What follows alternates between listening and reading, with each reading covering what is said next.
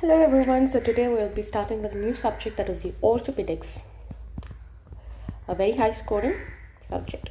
So let's start. There are three parts of a long bone: epiphysis, metaphysis and diaphysis.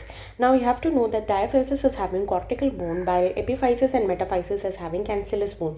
Cancellous bone is having high vascularity, while cortical bone has less bone cell and low vascularity, low surface area. Okay, so non-union is more common in diaphysis. All right. Next is periosteum. Periosteum is covering all the bones except sesamoid bones. Alright. Now this periosteum, it covers the entire bone except the articular surface, and it is attached to the cortex of the bone by a sharpness fiber. The sharpness fiber by sharpness fiber. So periosteum has two layers. One is a fibrous layer, which is outer, and then there is a cellular layer. The cellular layer has osteoprogenitor cells. Okay. Now the functions of periosteum is it causes the growth, that is the girth increasing, fracture healing, and it supplies the outer 1/3 of the bone's blood supply. Composition of the bone, 25% water, 35% calcium hydroxyapatite. Then collagen type 1.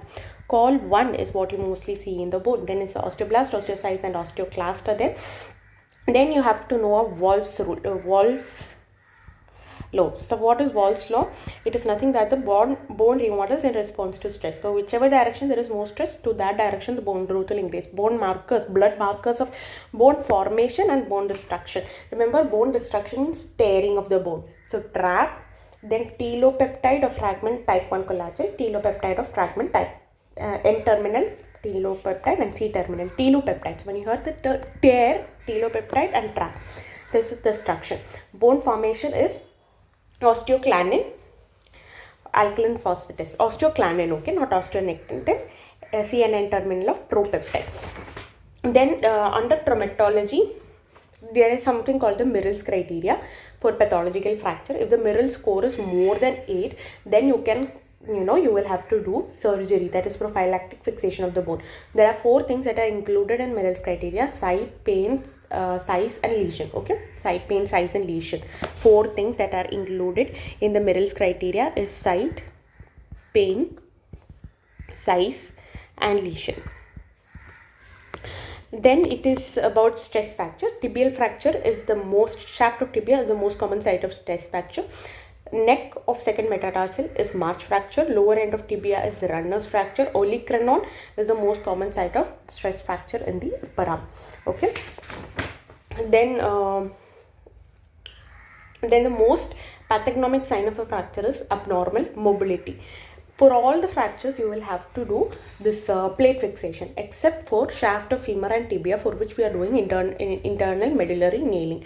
K-wire is done for small bones, and then you have to do tension band for patella and olecranon. There are 5 stages of fracture healing, that is hematoma, granulation, callus, consolidation and remodeling. Callus is the first sign that you see in X-ray in 3 weeks, okay, 3 weeks to 3 months. Consolidation is the first sign in clinical examination, okay, clinical examination of union. And then hematoma is the first stage for 3 days. And then there is primary healing and secondary healing. Primary healing means once you fix the bones with plate and screws, you will have primary healing. Secondary healing is because of the callus formation. That is, we are both doing an intramedullary nailing. Both has the same prognosis and both do not have any deformity. Clavicle fracture is the most common fracture, but for elderly and children, the most common fracture is the distal end of the radius. It is between medial 2/3, which is tubular, and lateral 1/3, which is flat. And then you have dislocation of the shoulder. There is an anterior dislocation. Remember, always anterior is aber and posterior is adder. This anterior dislocation of shoulder, we are repairing it with team, that is traction, external rotation, adduction and medial rotation, which is known as the Cockers method. This team is known as the Cockers method. And then there are 3 tests that you do, that is Dugas, Hamilton's, Callaway and Bryant's test. Bryant's test is axillary fold is little less, Callaway's is vertical circumference inside, Hamilton ruler, and Dugas test is touching the opposite shoulder. Then nerve is, you are having axillary nerve involvement. The most common complication of anterior shoulder dislocation is recurrent shoulder dislocation. Then you are having recurrent shoulder dislocation, 2 lesions. One is Benkart and heel sac. So